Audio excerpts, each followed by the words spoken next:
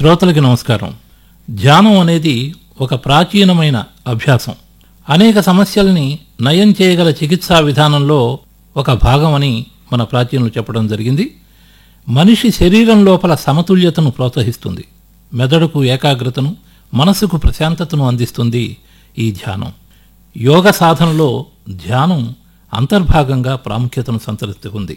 అటువంటి ఈ ధ్యాన విశిష్టతను గురించి ఈరోజు మనం ప్రఖ్యాత సంస్కృత పండితులు, తొలి అచ్చ తెలుగు అవధాని, సాహితీవేత్త డాక్టర్ శ్యామలానంద ప్రసాద్ గారిని అడిగి తెలుసుకుందాం. శ్యామలానంద ప్రసాద్ గారు నమస్కారం అండి. నమస్కారం.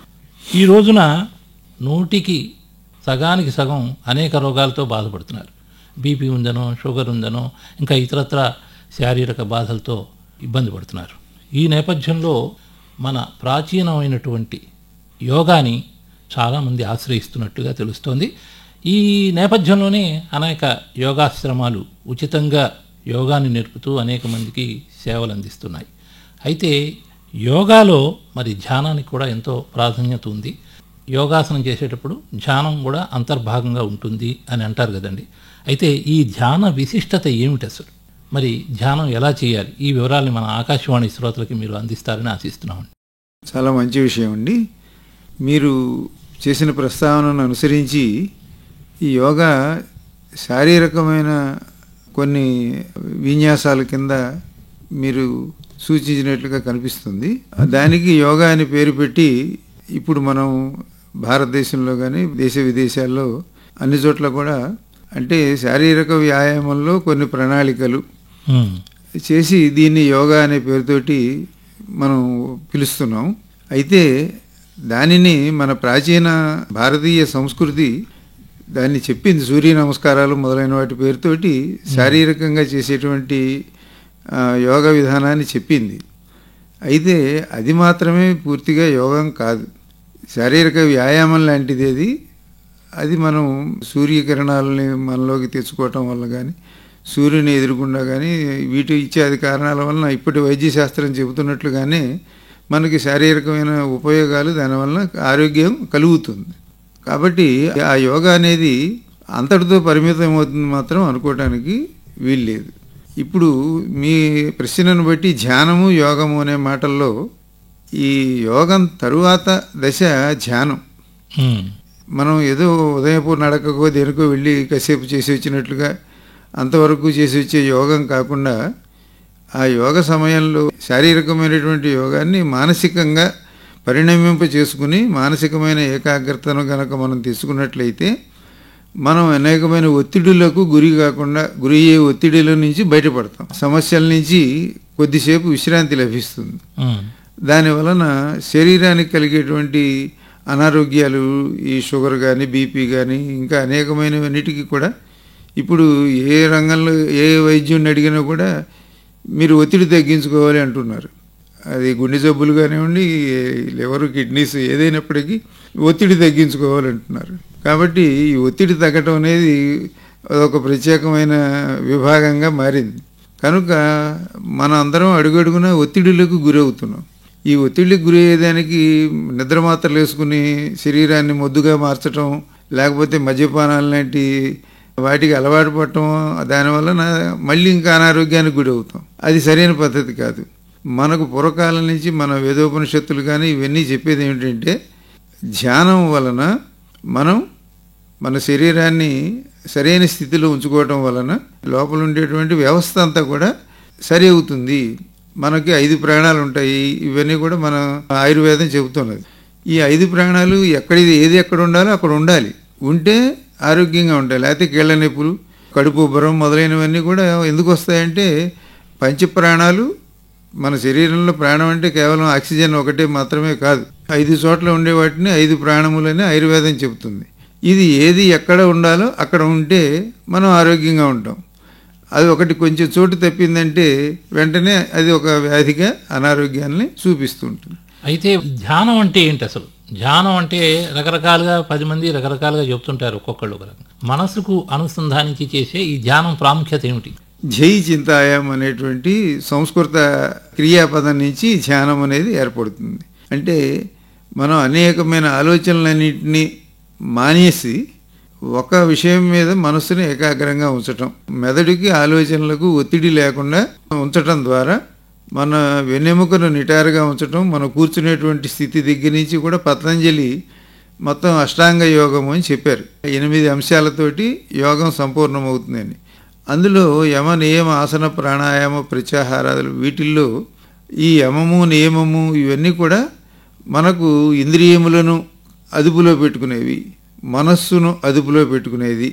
ఇవన్నీ ఒకటిగా చెప్పారు. అట్లాగే కూర్చోవటం, చక్కగా కూర్చోండి, సరైన చోట కూర్చోండి.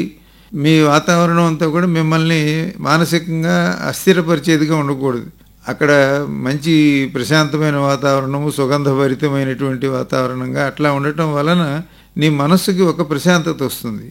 దానివలన అది మనస్సు యొక్క ప్రభావమే ఎప్పుడు శరీరం మీద పడుతుంది అని వైద్యశాస్త్రం చెబుతుంది. హోమియో వైద్యం కానీ ఏదైనా చెబుతుంది.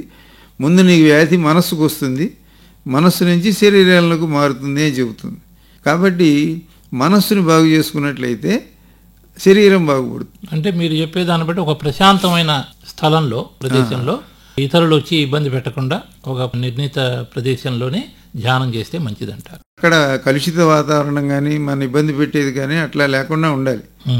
కాబట్టి యమము నియమము ఆసనము, ఆ తర్వాత మన ఊపిరిని మనం అదుపులో పెట్టుకోవడమే ప్రాణాయామం. దానివలన మనం ఎంతకాలం ఎన్ని ఊపిర్లు పీల్చాలో మనకి రాసి పెట్టి ఉంటుందని అంటూ ఉంటారు, చమత్కారంగా కానీ నిజంగా కానీ. కాబట్టి మనకి ప్రాణాయామం చేయటం వలన కొంత గాలిని కొంత మనం ఆపగలుగుతాం.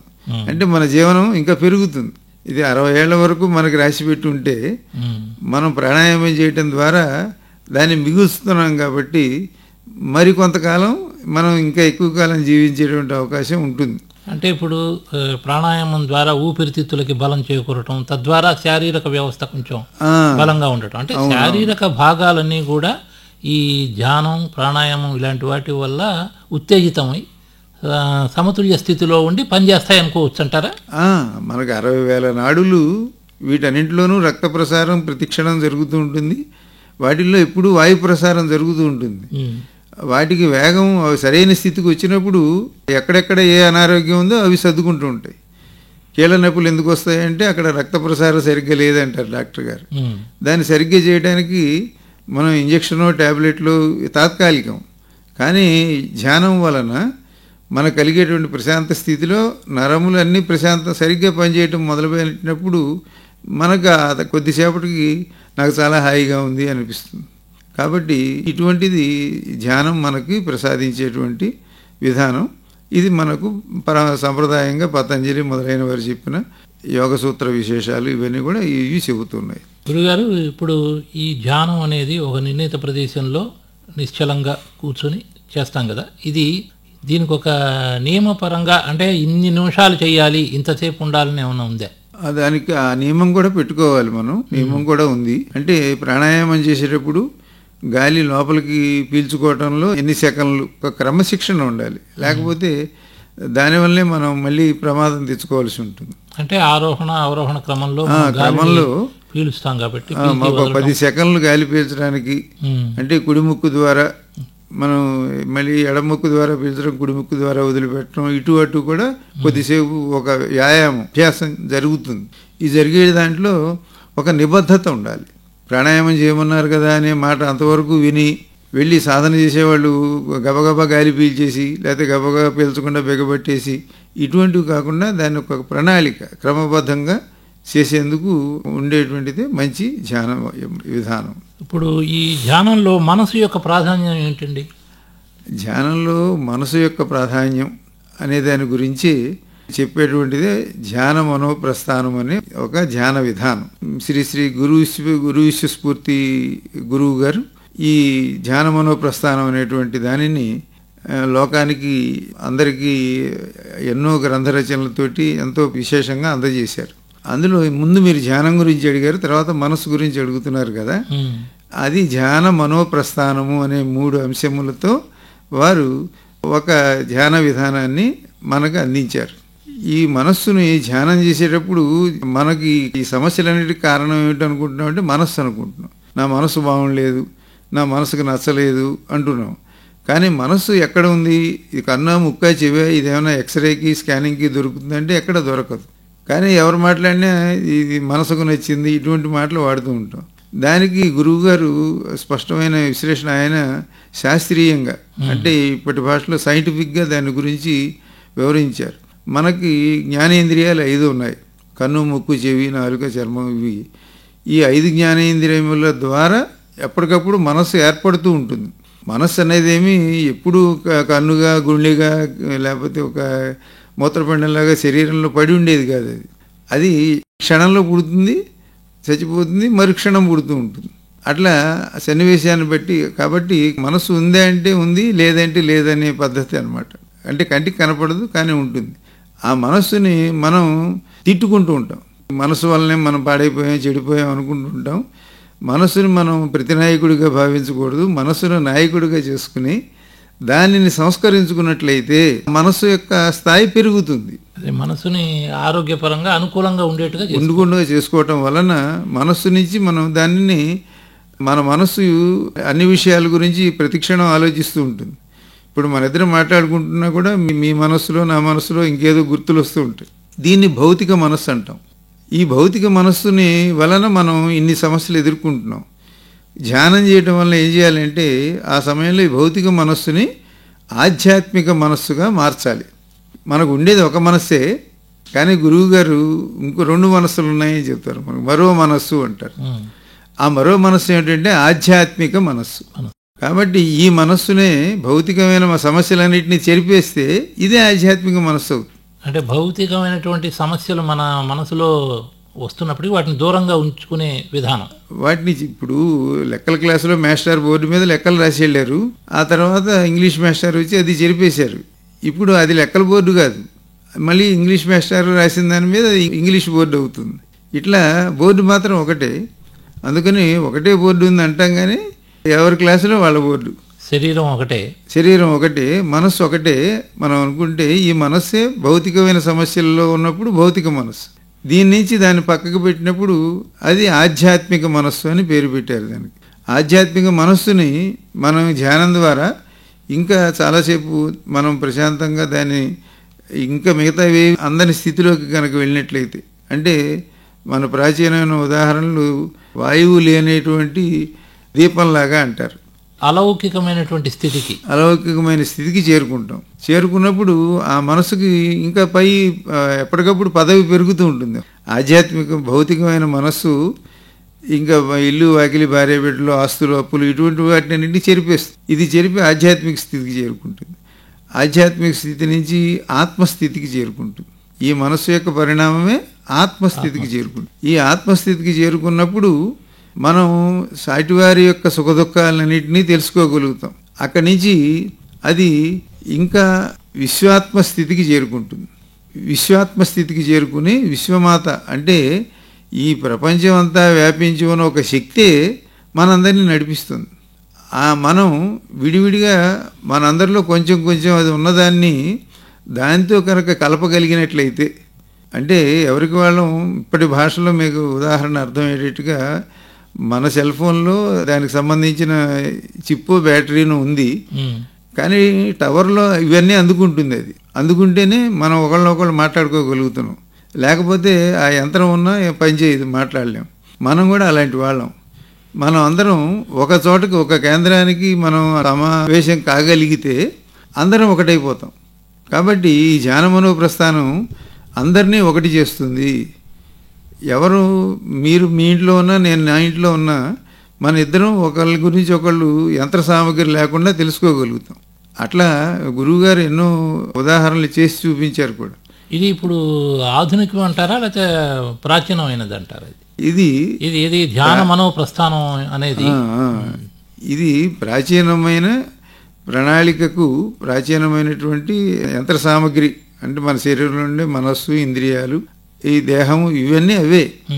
వాటిని ఎట్లా దారిలో పెట్టుకోవాలి అనే దానికి ఒక ఆధునిక విధానం. ఇది ఒక విధానం సరికొత్తగా. కాబట్టి ఇది ఎక్కడి నుంచో దిగుబడింది అయినట్టుది కాకుండా ఇది అధునాతనమా అంటే సనాతనంగా ఎప్పుడూ ఉండేదానిని ఇప్పటి వారికి పనికొచ్చేటట్లుగా ఇప్పటి దేశకాలమాన పరిస్థితుల్లో ఎట్లా మనం మానవులు సద్వినియోగం చేసుకోవాలో చెప్పేటువంటి చక్కనైనటువంటి మార్గం. తర్వాత ఇప్పుడు ఆస్తికులు నాస్తికులు దీన్ని ఎలా చూడొచ్చు? ఆస్తికమా నాస్తికమా అన్నప్పుడు ఇది ఆస్తికమా నాస్తికమా అనే దానికి కూడా అసలు నాస్తి అంటేనే అస్థిలోంచి వచ్చింది కదా అంటారు గురువు గారు. ముందు అస్థి చెప్తే కదా నాస్తి తర్వాత నాస్తి అనే మాట వస్తుంది. కాబట్టి విశ్వశక్తి లోకంలో ప్రపంచంలో ఉన్నది అనేదాన్ని ఎవరూ కాదనలేరు. మానవాతీతమైన శక్తి ఒకటి అనేది ఉన్నది అనేది వారు ఏ మతం వారైనా ఏవైనప్పటికీ కూడా దాన్ని ఎవరు లేదు అనలేరుగా. కాబట్టి ఇది మతాతీతమైనది, ఇది మతాతీతం, మానవాతీతమైన శక్తికి ఉదాహరణ. ఆ శక్తిని కేంద్రీకరించుకునే స్థితి ధ్యానం ద్వారా పొందటం వలన అందరం ఒకటవుతాం. తర్వాత గురువుగారు ఈ ప్రాక్టికల్ ఫిలాసఫీ అంటే ఒక తత్వం, దీని గురించి కొంచెం వివరించండి. ప్రాక్టికల్ ఫిలాసఫీ అనేది దీని యొక్క ప్రత్యేకత. అంటే వేదాంతం మనందరం వల్లించుకోవటం, చెప్పుకోవటం, పుస్తకాలు చదువుకోవటం ఇవి కాకుండా దీన్ని ఇప్పటికిప్పుడు అమలులో పెట్టుకునేటువంటి విధానం అనేది మనకు ప్రాచీనమైన పద్ధతుల్లో లేదు. నువ్వు ఇప్పుడు చేసినట్లయితే నీకు ఆ లోకం వస్తుంది, ఈ లోకం వస్తుంది, ముక్తి వస్తుంది, లేకపోతే మోక్షం వస్తుంది, ఇటువంటి విధానంగా ఉంది. కానీ నువ్వు ఇక్కడ జీవించి ఉండగానే నీవు ఈ ధ్యానం వలన నువ్వు పొందేటువంటి స్థితి అంటే నీ భౌతిక మనస్సు ఆధ్యాత్మిక మనస్సుగా మారి, ఆధ్యాత్మిక మనస్సు ఆత్మగా మారి, ఈ ఆత్మ విశ్వాత్మ స్థితికి చేరుకున్నప్పుడు ఆ వేదాంతాన్ని నువ్వు ఇక్కడే నువ్వు పొందగలుగుతావు. ఇది అనుభవంలో ఆచరణ పుస్తకంలో చదివి ఎక్కడో జరిగింది, వారికి జరిగింది, వీరికి జరిగింది కాకుండా నీ అంతటి నీకే జరగటమే ప్రాక్టికల్. అంటే స్వానుభవం అవ్వాలి ఎవరికి. ఆచరణాత్మకమైనటువంటి వేదాంతం, ప్రాక్టికల్ ఫిలాసఫీ అనగా ఆచరణాత్మకమైన వేదాంతం. తర్వాత ఇప్పుడు మనకి ఈ రోజున యోగాకి ఎంత ప్రాధాన్యత ఉందో మరి పెద్దలు చాలామంది, మన ప్రధానమంత్రి నరేంద్ర మోదీ గారి దగ్గర నుంచి మరి చాలామంది యోగ సాధకులుగా వర్ధిల్లుతున్నారు. తద్వారా ఎంతో ఆరోగ్యాన్ని, ఉత్సాహాన్ని పొందుతూ వారి దైనందిన జీవితంలో అనేక కార్యక్రమాలని ఉత్సాహంగా చేయగలుగుతున్నారు. అయితే ప్రపంచ యోగా దినోత్సవాలు కూడా మనం చేసుకుంటున్నాం ప్రతి సంవత్సరం జూన్ 21న. మరి అనేక చోట ఒక ఉత్సవాల్లాగా ఒక ఘనంగా అనేక మంది ప్రముఖుల దగ్గర నుంచి సామాన్యుల వరకు దీని మీద ధ్యాస పెట్టి దానికి ఎంతో గుర్తింపునిస్తూ స్మరించుకుంటూ యోగా దినోత్సవాలు చేసుకుంటున్నారు. అయితే ఈ సందర్భంలో మీకు ఒక చిన్న ప్రశ్న అడుగుతున్నానండి. అసలు సైంటిఫిక్ యోగా అంటే ఏమిటి? సైంటిఫిక్ యోగా అనే పదం వినిపిస్తోంది, దీనికి ఏం చెప్తారు? అంటే ఇప్పుడు ఏదైనా సైంటిఫిక్గా ఉండాలి అనేది పిల్లలు పెద్దలు అందరం అనుకుంటున్నాం. ఎవరు ఏది అడిగినా కూడా ఇది అన్సైంటిఫిక్ అని, అబ్బాయి నీకు జలుబు చేస్తే ఈ ఆకు తినరా నీకు జలుబు తగ్గుతుందంటే ఇది డాక్టర్ గారు చెప్పారా, ఇది సైంటిఫిక్గా, ఇట్లా అంటున్నాం మనం. కాబట్టి ఈ యోగా కానీ ఈ ధ్యానం కానీ ఏది అడిగినా ఇది సైంటిఫిక్ అవునా కాదా అనేది ఇప్పటి ఆలోచన ధోరణి పిల్లల్లో పెద్దల్లో వచ్చింది. ఇది నిజంగా అది సైంటిఫిక్గా ఉండాలి అనేది ఉంటే తప్పకుండా దానికి అందరూ నమ్మకంతో దాంట్లో వెళ్తారు. ఇందులో గురువుగారు ప్రతి విషయాన్ని కూడా శాస్త్రీయంగా, అంటే అందులో కొన్ని ఫిజిక్స్కి, కెమిస్ట్రీకి, మ్యాథమెటిక్స్కి, అట్లాగే మానసిక శాస్త్రానికి సంబంధించినటువంటి ఎన్నో అంశాలతోటి ఈ ధ్యానమనో ప్రస్థానం ముడిపడి ఉన్నది. ఈ విషయాలన్నిటి మీద 40 పుస్తకాలు గురువుగారు రాసి ఉన్నారు. కాబట్టి ఆ పుస్తకాలను కనుక అధ్యయనం చేసినట్లయితే ఇది ఎందుకు సైంటిఫిక్ యోగా అయింది అనేది తప్పకుండా అందరికీ తెలుస్తుంది. అంటే ఈ ధ్యాన మనోప్రస్థానం విశిష్టత ఏమిటి, ఎందుకు ఇది ముఖ్యమైనది అనేది?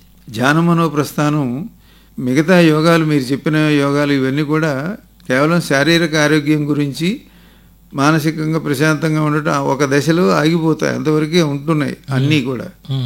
ఇది ఆ దశను ప్రాథమిక దశగా తీసుకుని అక్కడి నుంచి ఇంకా పైకి వెళ్ళి మానవ జన్మ యొక్క ప్రయోజనాన్ని, సార్థకతను, అందరిలోనూ కూడా గొడవలు, కొట్లాట్లు, రాగద్వేషాలు, ఈర్ష్య, అసూయలు వీటన్నిటి నుంచి బయటపడాలంటే ఆ అంతరాత్మ స్థితి మనకు ఎప్పుడైతే వస్తుందో అప్పుడు వాళ్ళు మంచి, వీళ్ళు చెడ్డ, లేకపోతే వాళ్ళ దగ్గర డబ్బులు ఉన్నాయి, మన దగ్గర ఇటువంటి భేదాలు తొలగిపోతాయి. కాబట్టి అటువంటి ధ్యాన మనోప్రస్థానం వలన ఈ ప్రస్థానం అనేది మనస్సుని ఉన్నత స్థాయికి తీసుకెళ్ళడం అని అర్థం.